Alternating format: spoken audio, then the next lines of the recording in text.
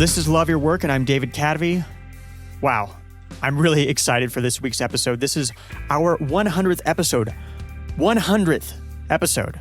The show has come so far from when it first started. Those of you who have been around the whole time know that.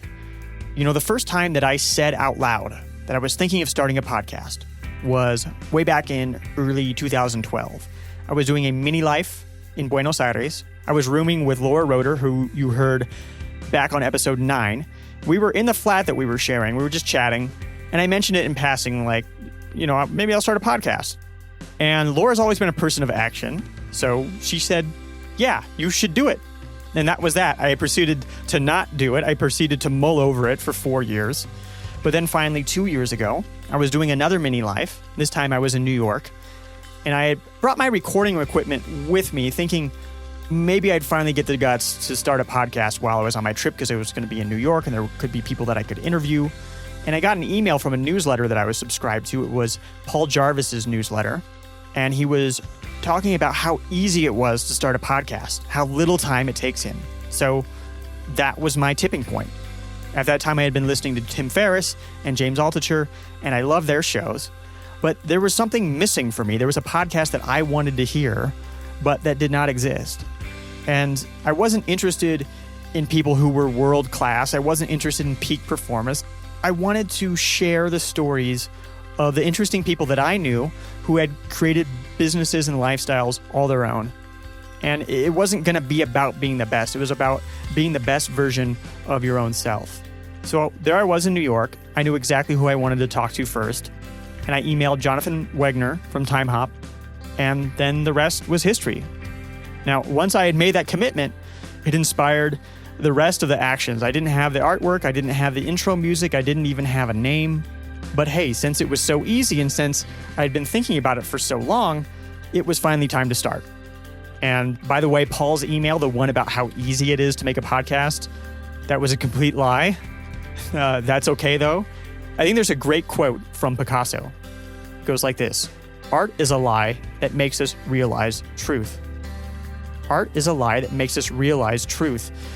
I found that in the process of making art, sometimes you have to tell yourself lies. You have to convince yourself that it will be easy, or tell yourself it's okay if it turns out to be not any good, or say that you just want to write 100 words. And sometimes you turn out to be right, but more often than not, you get yourself moving. The love takes over. You get momentum. It drowns out the fear that was holding you back. And from the lie that you told yourself, the truth comes out. So here we are at the truth. Today, for this special 100th episode, I want to talk about finding your truth, the truth of your calling. You can feel it inside you. You know there's something that you have to offer the world that nobody else can. How do you find it? I'm going to share some of the most powerful lessons that I've learned so far. We're going to hear from Jason Fried and Laura Roeder and Dan Ariely and Seth Godin, many, many others. You'll hear 10 of the very best lessons from 100 episodes of this show. They are all focused around how to find your calling.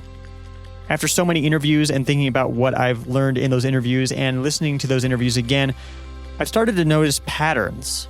I'm dividing up today's lessons into 3 distinct phases of finding your calling: discovery, decision, and doing. Discovery is about discovering what you want to pursue. Decision, that's about deciding that you're going to do it. And doing, well, that's actually making it so. So let's get started. First, discovery. To find your calling, you need to discover what it is that you want to pursue. Usually it seems you don't just wake up one day and know what it is you want to do. It can come from different sources.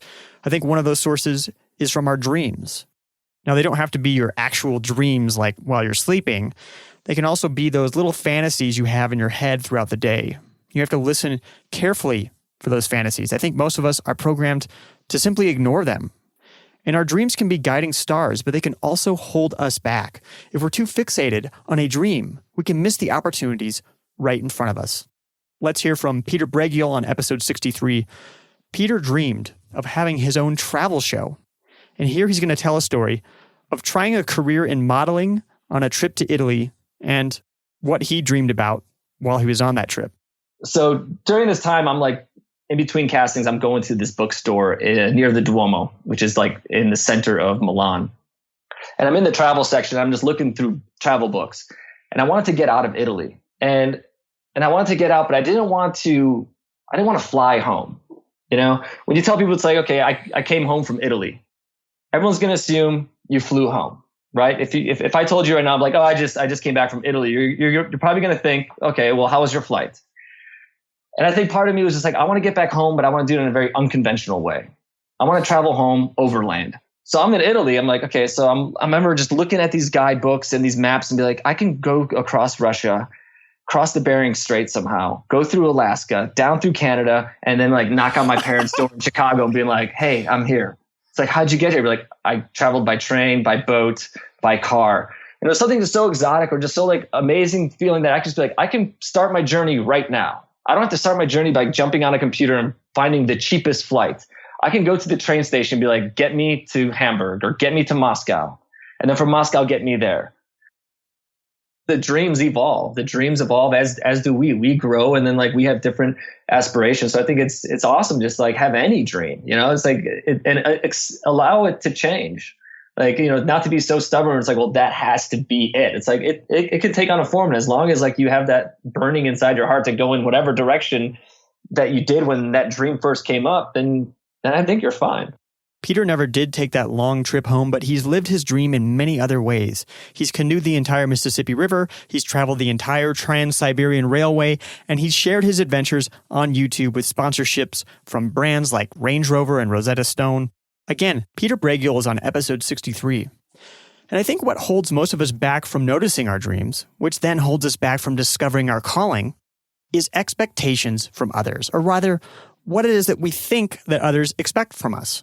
As we'll learn from Jason Fried, what we think others expect from us isn't always what they actually do want from us. Jason was starting a web design consultancy more than 15 years ago. At first, he got caught up on what he thought his clients wanted from him. One of those things was the dreaded long proposals. Here's how Jason, on episode 1, learned to break free of those expectations and be himself. I was doing these long proposals. And because I thought that's what you had to do. Like 20-page proposals. I remember like writing 20-page proposals about like... Oh yeah, I've done a couple of those. Right? Yeah. And you spend, I don't know, weeks and all-nighters and like you write these proposals. You don't get the job. Right? So I realized this. I'm like, you know, I'm doing these 20-page proposals. I'm busting my ass on them. I don't like doing them. It's what you're supposed to do, right? Or is it? So I started doing shorter and shorter and shorter proposals and started winning jobs. And at the end of my freelance career, I was doing single-page proposals. Yeah. And I wasn't losing any business over them. And I realized, holy shit, I don't need to do what everyone else is doing. Like, I thought this is how you had to do it, but you don't have to do it that way. And that's like where I gave myself permission to go, well, what else don't I have to do that everybody else is doing? Okay. Jason not only went on to do design work for clients like Meetup and Getty Images, he eventually started Basecamp, a software-as-a-service project management app. Basecamp now fully supports Jason and his 50-plus employees who work from anywhere in the world with a 32-hour work week and 3-day weekends in the summer. Again, Jason Fried is on the very first episode of this podcast. Now, before we talk about deciding to follow our calling, there's one more thing I've learned that holds us back from discovering our calling, and that is our weaknesses. We think something is holding us back. Maybe we're an introvert, we feel we went to the wrong school, we grew up in the wrong place. Maneesh Sethi worried he couldn't find success because he had severe ADD, and you're going to hear about it. But he turned that weakness into a superpower. Here he is on episode 13. This one day, it hit really darkly.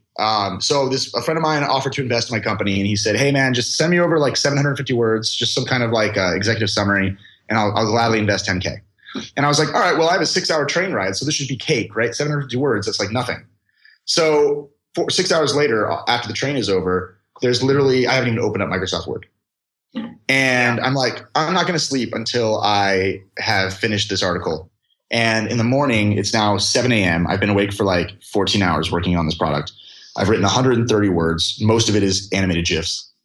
And I'm extremely pissed at myself and frustrated. It's not like college where I can blame it on me not caring. It's my company. It's easy. It's 750 words. It's $10,000, right? What is wrong with me? Last ditch effort. I pulled out my iPhone, I held it up like this, and I recorded like 3 or 4 minutes of me saying what I wanted to say. And I sent that to my intern who had just started working for us from Tufts. And like 45 minutes later, he sent me back basically a final draft. And it clicked at that moment that some people are designed to fill out spreadsheets and other people need to know what spreadsheets need to be filled out. The company Maneesh is building actually helps him with his own problems with attention and self-discipline. Pavlok makes products that help people break bad habits and build healthy habits.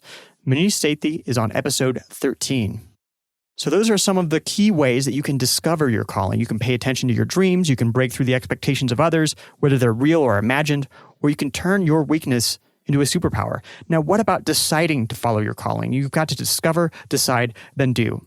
Sometimes you decide to do something because you're thrown into a situation where you really can't do anything else. You're bouncing back from rock bottom.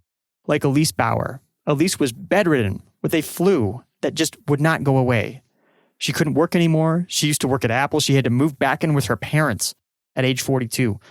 She helped out in the kitchen and she started publishing the recipes online.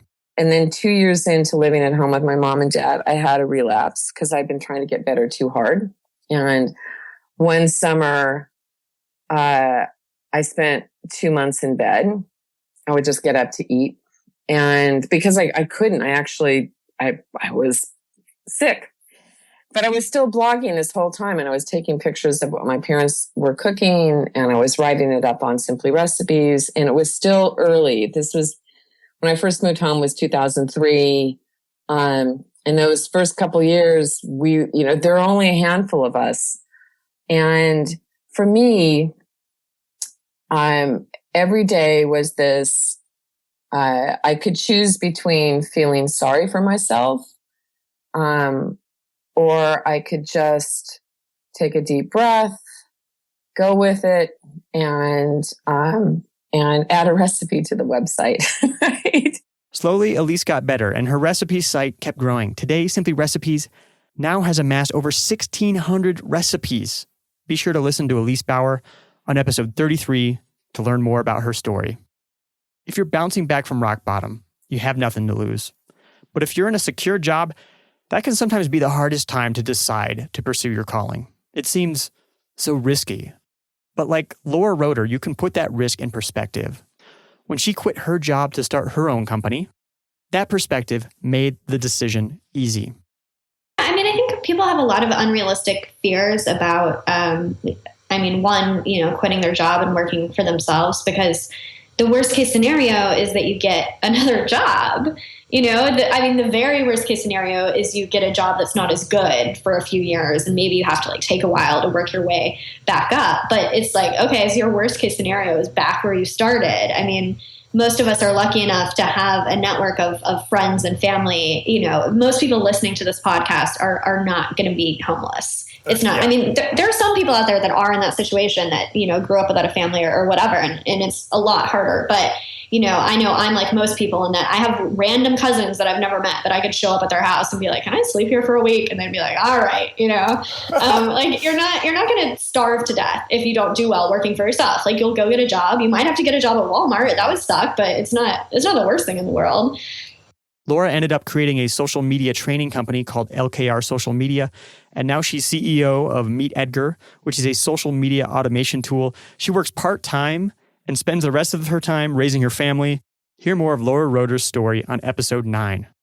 Before we get into the final stage of finding your calling, the doing, there's one more way you can decide to pursue your calling. Besides bouncing back from rock bottom or putting the risk in perspective, you can make measured changes. Like Jeff Goins. He discovered that he wanted to be a writer, but he had a secure day job and a family to support. Here's Jeff on episode 27.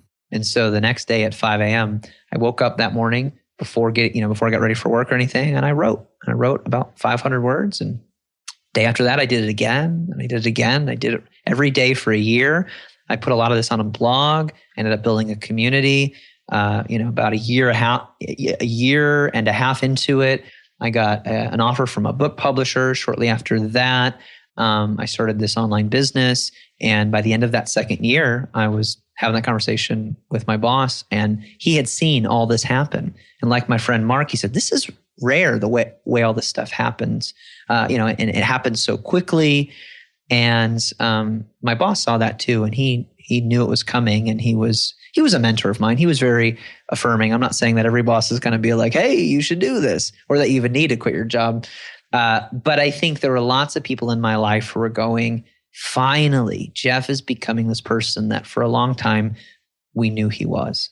Today, Jeff is author of 5 books, including the Wall Street Journal bestseller, Real Artists Don't Starve.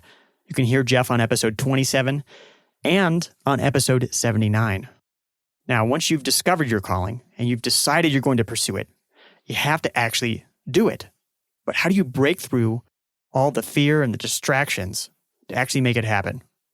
One thing you should do is make the most of your best mental energy. We all have our high points and our low points throughout the day, so work with them to get through the tough parts of trying anything new. Dan Ariely is an expert on self-motivation. He's the author of Predictably Irrational and many other books on human behavior. I worked with Dan on a productivity app called Timeful, which he's going to talk about right here. And we also found out, both from your observations, but also from the research we've done, that people take that these precious hours when we're focused and attentive and can focus and waste them on things like email and Facebook, where it's incredibly non-productive, right? If you think that you have 2 hours of productive hours a day, and on each of those hours you can produce 2.5 times to 3 times more than on these hours after lunch, every minute you waste of those 2 hours is a waste. By the way, the app that Dan and I collaborated on got bought by Google, and Google has been integrating some of the features that we came up with into Google Calendar. Really cool. Besides making the most of your mental energy, you can scale back your goals and make the doing part of your learning process. Seth Godin has worked on hundreds of books as a book packager and has written more than a dozen books of his own. Along the way, he's learned a lot about the book publishing business. He says that when it comes to books, you don't need a gatekeeper. Here's Seth on episode 77. My point is, you can't cede this authority to a publisher because they're not going to do a good job. Even if they care about you, they have to do a book every 2 days. So you're still going to be the head of marketing for your book. You're still going to be the head of strategy for your book. So how do you learn that?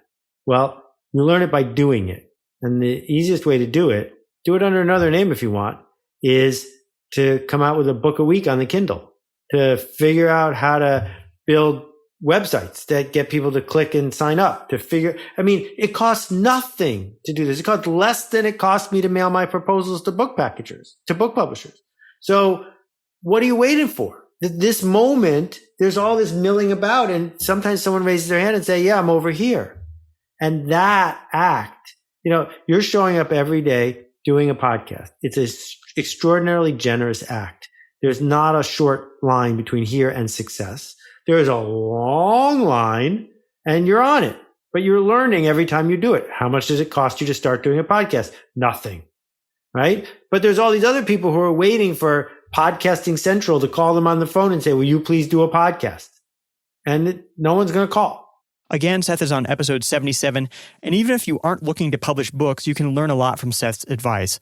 Like I talked about earlier with Peter Bragiel, don't let lofty dreams hold you back from achieving smaller accomplishments. And finally, if you've discovered your calling and you've decided you're going to pursue it, you need a clear idea of what success is so you can actually do it. That's what I learned from Tucker Max. Tucker is one of the few authors ever to have 3 books on the New York Times bestseller list at the same time. He's been famous and he's failed big. Here's what Tucker said on episode 29. One of my favorite Abraham Lincoln quotes is, if I have 5 hours, it's something like, I'm probably paraphrasing, if I have 5 hours to cut down a tree, I'm going to spend the first 4 sharpening the axe. If you are looking to find success your own way, understand super fucking clear what success is to you. You should spend a lot of time clearly nailing that down and defining that.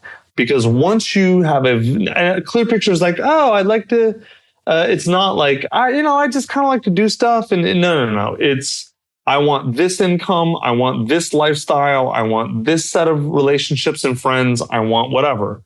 then once you have a clear, measurable set of goals that essentially that are earmarks of success for you, then you can go get them. It's really easy to go achieve specific results. It's really hard to chase a vague and transient sense of something.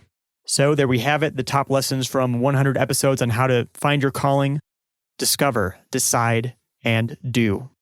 I think it's worth mentioning that not all of these are going to go in order all the time. It's really hard to define success, for example, especially if you're still living with the expectations of others and those are all in your head. And sometimes actually doing is the way that you decide, which we'll hear from our last tip from James Altucher. It's a quick one. Doing things is how you get things done. I hope that after 100 episodes, I've done something to help you find your calling, whether it's discovering, deciding, or doing. Thank you so much for being along on this journey. And if you're new, hey, I'm David Cadavy. Great to meet you. Check out one of the amazing guests that you heard on this episode. And there's plenty of other episodes that you haven't heard a bit of, somewhere around 90 or 100 of them, in fact. Is Love Your Work helping you crack the code on fulfilling work? If so, I could really use your help. For the show to continue and to continue being free for everyone, it needs your support. One way you can help is to subscribe. Subscribe. Just hit the subscribe button on your favorite podcast app. Apple Podcast ratings help too. Just go to cadavy.net/Apple, click on write a review, and click on the star rating. You don't even have to write a review. It just takes a couple of seconds. You can also join Love Your Work Elite, hosted on Patreon. You could call it a donation, but it's really much more than that. You'll get your own personal RSS feed with early access to episodes and bonus content. You'll also get a discount on Love Your Work merchandise. Learn more at lywelite.com. Love Your Work is brought to you in part by top Love Your Work Elite members such as Arif Akhtar and Ed Stanfield of startwithclarity.com. This has been Love Your Work, and I'm David Cadavy. The theme music for the show is At Sea by Dorena from the album About Everything and More by arrangement with Deep Elm Records at deepelm.com. Love Your Work is a production of Cadavy, Inc.